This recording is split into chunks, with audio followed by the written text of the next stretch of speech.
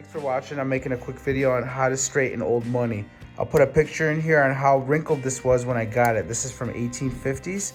You can do regular money, new money, it doesn't matter. But the reason is if you don't put parchment paper on it, and you're gonna wanna put parchment paper on the bottom and the top.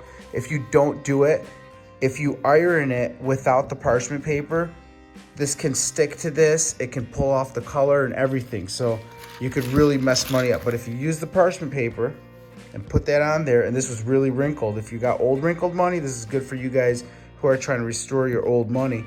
But if you just want to straighten your money out for some reason, I don't know why, but leave a comment why anybody would straighten new money out. I'm sure there's a reason.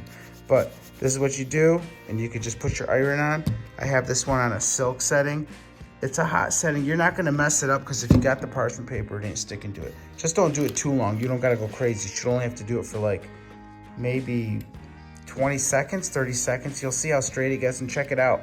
If you think it's not doing the job, then do it for longer. But give me a thumbs up. Thanks for watching. This video helped you out straightening out old money, paper. This is made of rice paper, actually.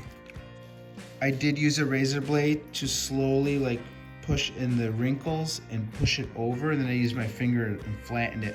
If you're doing old rice paper, because it's really hard to set it straight to even get the parchment paper over it, that way you can iron it. So you really gotta like get it with the razor blade or a little tweezers, and then just like use your finger and use the razor blade like this, and you just try to bend it over and slowly push and bend, and then put the parchment paper over it and then iron it, and that's how you do that. Old money used to be made of that.